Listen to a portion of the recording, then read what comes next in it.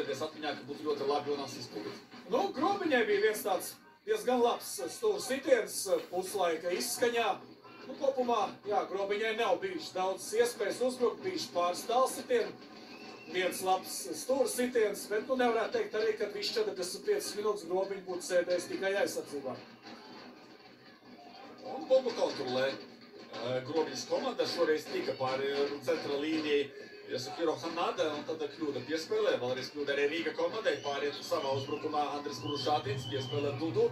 Dudu savā flangā pret Raivi Andri Jurkovski, Dudu cenšas apspēlēt.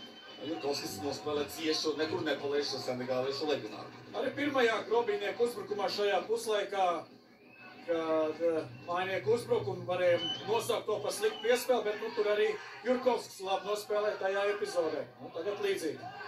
Babets. Piespēle uz priekšu Regžam. Marko nespēja ieķerties bumbā, piespēle arī nepārāk precīza. Dāvids Družiņins. Viņam debija virslīgā. Jā, viltīgi nospēlē, nedaudz tā piebremzēja uz izrāvienu, un tāpēc arī bumba nonāca mainieku kontrolē. Uj, kas, nu, te man arī nedaudz nobijos par šo. Grobiņas fani.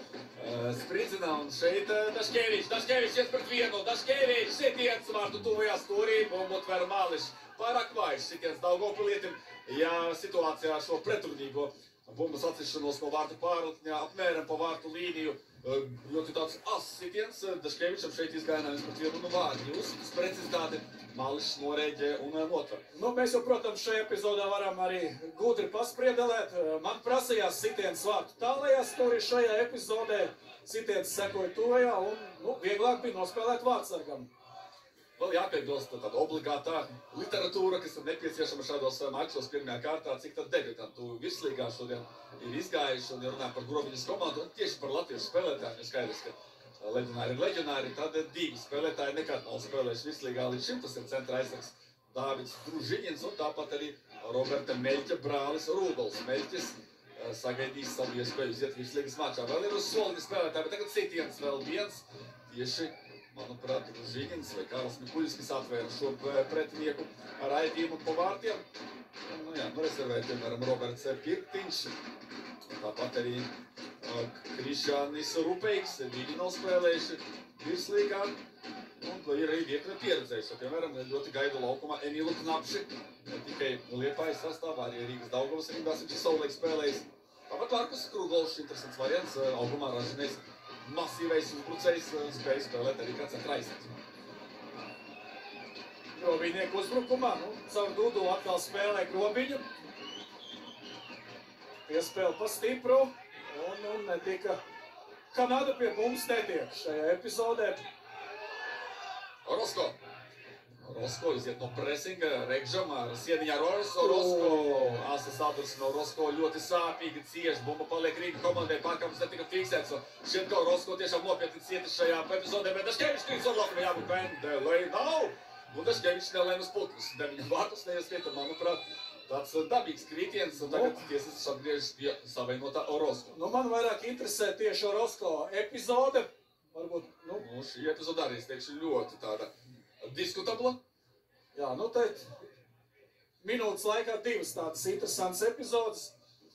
Būtu vērts arī paskatīties iepriekšējo, kas notika laukuma vidusdaļā. Šis. Nu, kā lai to saka, varbūt arī nospēlēja bumbā, bet ļoti bīstam šis izklupiens un... Sajūta, ka pamatīgi cietis Brians Rosko, argentīnietis. Skatīsimies, vai turpinās viņš maču, joprojām rāda sāpju grimases. Tad nevar būt nerunas par pietēlošanu. Komandas ārsts Brencāns klāt. Un lielām pūlēm ieceļas Rosko. Būtu žēl viņu redzēt savainotu. Patīk viņa pirmās spēles virslīgā. Ja kopumā esam daudz par to diskutējuši ar žurnālistiem, ka Riga šajā ziemā nav ārnījusies transferu tirgu un savākusi lielus slavenus skaļus spēlētājus, kā piemēram tas pats Milošs Ļojičs pirms gada pievienojās. Bet tādas snieguma kvalitātes ziņā Rosko ļoti interesants spēlētājs. Pagaidām gan izskatās, ka viss būs labi. Pagaidām viņš ir malā, bet droši vien prasīs atļauju atgriezties laukumā pēc brīža. Jā, maiņa netiek pieprasīt, toties mēs redzam, kad ir Grobiņas nometnē neliela kustība, rezervistiem tik iesniegts arī maiņas pieteikums, un tātad būs pirmais izmaiņas arī laukuma saimnieku rindās. Orosko atgriežas laukumā, nedaudz pieklipodams, cerēsim, kad viss būs kārtībā, un piespiedu maiņa nebūs vajadzīga. Jā, Orosko turpina spēli, Dudu ļoti aktīvs šī spēlē, kā viņš pamet bumbu tik tālu uz priekšu, ka pat izskrien ārpus laukuma. Neizdodas viņam kā vienā slavenā spēlē Geretam Beilam pa malu, izskrienot pašam no laukuma un aizskriet un būt vārtus Karaļa kausa izcīņas finālē. Pareizi atceros, šobrīd Davids Dobricovs ar bumbu Grobiņa uzbrukumā. Es domāju, ka Garets spēles nedaudz ātrāks, gan ir par Dudu tieši tādā 100 metru skrējienā noteikti. Garākas kājas spēlē. Jā. Tā. Dudu maziņš, bet ļoti veikls un ātrs. Tā, mums Denis Halata. Vēl viens ukrainis. Jā, vēl viens ukrainis dosies laukumā. Pārstāvējis ir Kremina vienību Ukrainā. Šis spēlētājs, tagad pirmā maiņa mainiekiem. Tā 24. numurs pamet laiku, un tieši Dudu tikko kā bija ar bumbu, veica izrāvienu, un tagad Dudu dodas. Skatāmies arī kāds sāpju grimasu Dudu. Tas pēc var kāds mikrosavainojums.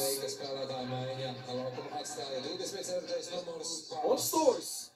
Grobiņniekiem tā varētu būt iespēja kaut ko izveidot tieši no standarta situācijām. Par uzmaiņu nākušo Halatu var pieminēt, ka ļoti agrā, ne ļoti agrā, bet pietiekami agrā vecumā, 19 gadu vecumā, viņš debitēja Ukrainas Premjerlīgā, Vorskla vienībā. Tiesa gan netik ilgi viņš nospēlēja Premjerlīgā, un pēc tam pārcēlās uz Ukrainas pēcspēka 2. līgu, un arī pēc kara sākuma ir spēlējis Ukrainas čempionātā, bet pēcspēka 2. līgā. Kas par momentu! Skaista, viltīgi, interesanti piespēja, uzbrukums turpinās. Bloķēts raidījums, jā. Šis ir, manuprāt, tāds augstākais XG, kas ir bijis šī mačā. Sitiens no ļoti tuvas distances, un Matrevis glāb komandu. Grobiņa varēja rezultātu izlīdzināt. Turpinās spēli, pēc šīs epizodes varbūt arī paskatīsimies atkārtumā. Aprīnojami brīvs sitiens Rīgas soda laukumā, kaut ko tur nezadalīja mūsu trīskārtējie čempioni. Sākos sitiens. Šatins kļūda. Jā. Vēlreiz Orosko tiek sists pa kājām. Šoreiz netik sāpīgi, bet paliek argentīnietis uz zemes.